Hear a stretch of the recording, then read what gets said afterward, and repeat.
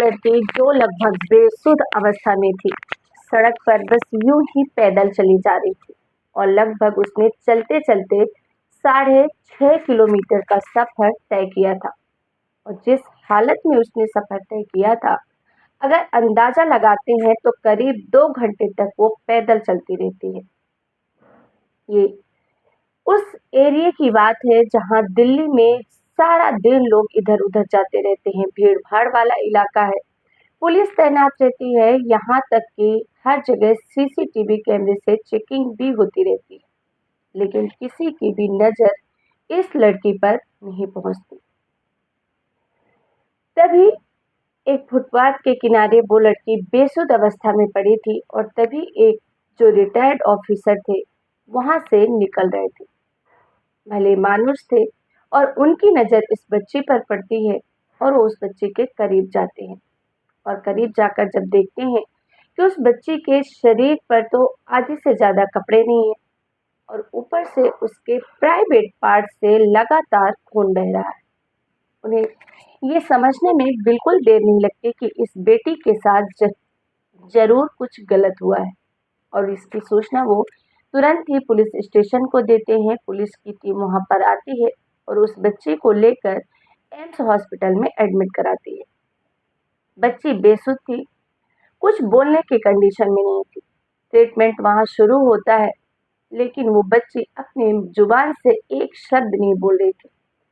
कुल मिलाकर वो मानसिक विक्षिप्त हो गई थी। मानसिक संतुलन उस बच्ची का बिगड़ चुका था।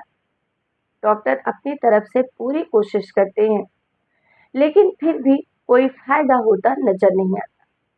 इसी बीच जब पुलिस को सूचना दी गई थी, लेकिन पुलिस इस केस को दबाने की पूरी कोशिश करती है, लेकिन तभी इसकी गूंज, इसकी भनक वहाँ की जो एसीपी ऐश्वर्या जी होती हैं उनको लगती है और वो कसम खाती हैं एक लेडी होने के नाते भी कि जब तक इस बेटी को इंसाफ नहीं दिलाऊंगी, जब तक जिसने भी इसके साथ ऐसा व्यवहार किया है उनको सलाखों के पीछे नहीं ले जाऊंगी, तब तक चैन से नहीं बैठूंगी।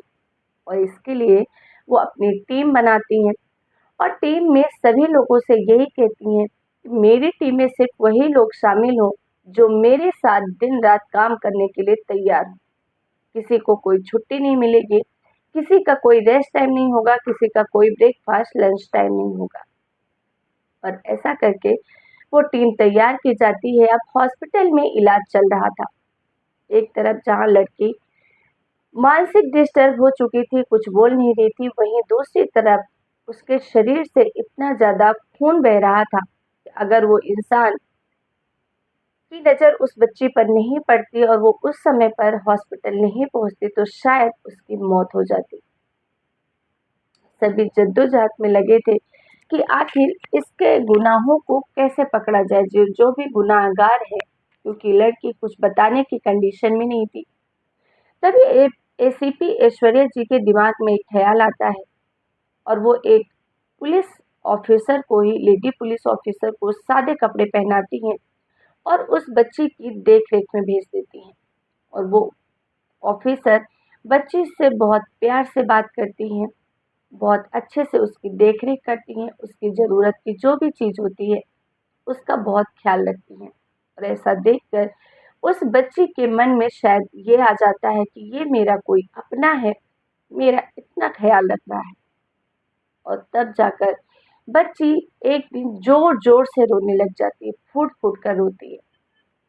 और जब वो नॉर्मल ड्रेस में लेडी ऑफिसर पूछती हैं कि बेटा बात क्या है, तब जाकर वो अपनी कहानी बयां शुरू करती है।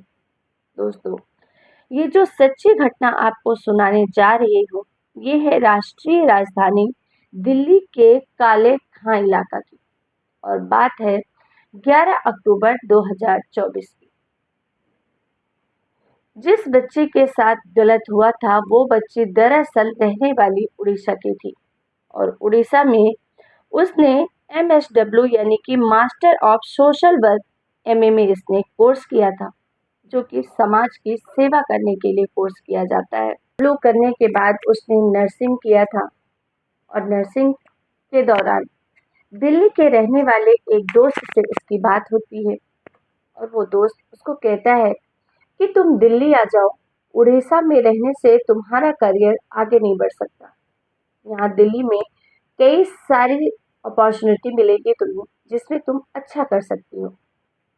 और ये सोचकर एक दिन लड़की जो होती है वो उड़ीसा से दिल्ली आ जाती है और आकर अपने दोस्त के साथ रहने लग जाती है। दोस्त के साथ रहते हुए वो समाज सेवा का जिसने उसका कोर्स किया था वो काम भी करना शुरू कर देती है। गरीब लोगों की मदद करना, बच्चे अनाथ जो बच्चे होते हैं उनकी मदद करना, यानी कि वो जिनकी भी मदद कर सकती थी उन सब की वो मदद करना शुरू कर देती है। लेकिन जैसे जैसे वक्त बीतता है, अब जिस दोस्त ने उसे यहाँ बुलाया था, जिसने कहा था कि तुम यहाँ आकर अपना काम शुरू करो, उस दोस्त को ही वो लड़की बोझ लगने लग जाती है। धीरे धीरे वो उस लड़की से दूरियां बनाने लग जाता है। कहीं ना कहीं उसे लगने लगा था कि ये मेरे घर में रहती है और मेरा ही कमाया हुआ खाती है। और जब इसका एहसास उस लड़की को होता है तो उसे लगता है कि अब यहाँ रहना सही नहीं है, और इस तरीके से वो अपने दोस्त का घर छोड़ देती है और जाकर एक नन के साथ रहने लग जाती है किशनगढ़ में। वहाँ नन के साथ रहते रहते उनके साथ ही समाज सेवा का काम शुरू करती है। काम चल ही रहा था, लेकिन धीरे धीरे पता नहीं किस बात से उस लड़की को मानसिक आघात पहुंचा था कि नन के साथ रहते हुए ही वो लड़की अपना जो मानसिक संतुलन है वो धीरे धीरे खोने लग जाती है, अजीब व्यवहार करने लग जाती है।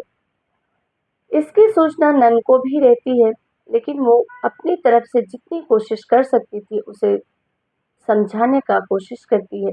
फिर अचानक एक दिन वो लड़की नन को बिना बताए छोड़कर कहीं चली जाती है, और इस बात की खबर नन पुलिस स्टेशन को भी देती है कि मेरे साथ एक लड़की रहती थी जिसकी मानसिक हालत भी सही नहीं थी, और वो अभी मुझे छोड़कर या मेरे पास रहती थी और छोड़कर कहीं चली गई है। लेकिन किसी को कोई फर्क नहीं पड़ता था। इतने बड़े शहर में किसी ने ये जानने की कोशिश नहीं की कि आखिर वो लड़की कहाँ चली गई। वक्त बीत रहा था। अब वो लड़की वहां से जाकर जहां उसकी मर्जी होती, कभी किसी फुटपाथ पर, कभी जो पुल के आसपास का एरिया खाली पड़ा होता है जहां बहुत सारे भिखारी लोग सोते रहते हैं, कभी वहां पर ऐसे तैसे करके वो अपनी जिंदगी गुजार रही थी, कहीं भी सो जाती थी। अभी एक दिन उस पे ही उस लड़की को इस बात का बिल्कुल अंदाजा नहीं था कि ऐसे फुटपाथ पे रहना उसके लिए बिल्कुल सेफ नहीं है। दिल्ली इतनी भी सेफ नहीं है।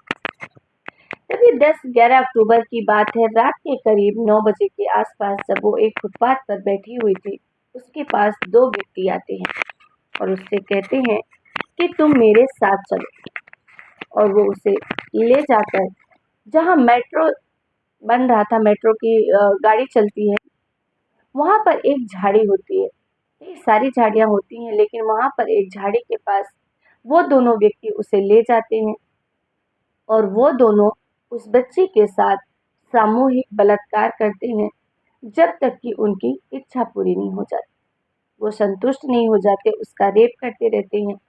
लड़की विरोध तक नहीं कर पाती क्योंकि वो पूरी तरीके से मानसिक विक्षिप्त हो गई थी।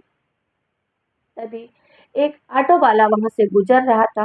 उसकी भी नजर उन तीनों पर पड़ती है और उसके दिमाग में भी यही आता है, उसके अंदर का भी शैतान जगता है कि क्यों ना मैं भी इसके साथ ऐसा करूं।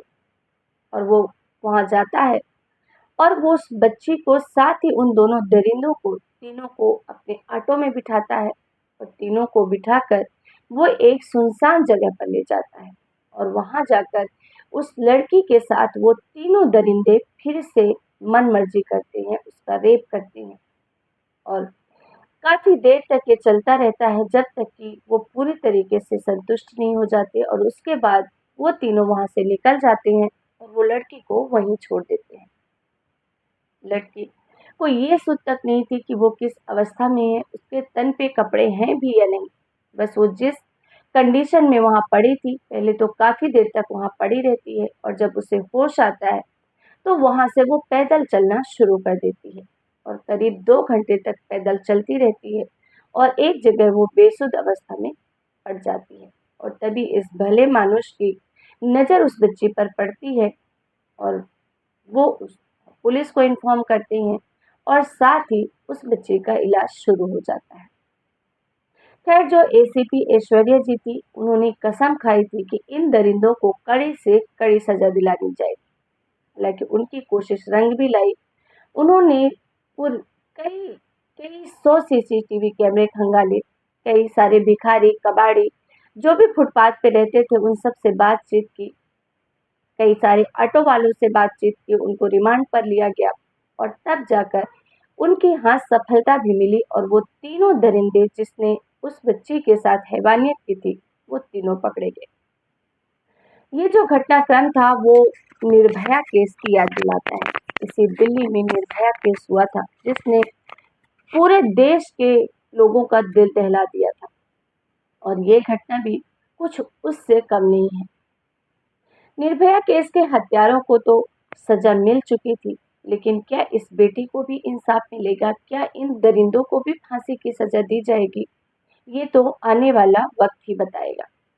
तो दोस्तों, कहीं भी हमारी बेटियां सुरक्षित नहीं है। एक इतनी होनहार पढ़ी लिखी लड़की के साथ इतना सब कुछ हो गया, वो भी सिर्फ हमारे ही देश में। दोस्तों, इस सच्ची घटनाक्रम को सुनाने का उद्देश्य किसी की भी भावनाओं को आहत करना नहीं है, बल्कि आप सभी को सतर्क करना है, जागरूक करना है। सुरक्षित रहिए, सावधान रहिए। फिर मिलेंगे एक नई सच्ची क्राइम घटना के साथ। तब तक के लिए आप सबका बहुत बहुत धन्यवाद। जय हिंद, जय भारत।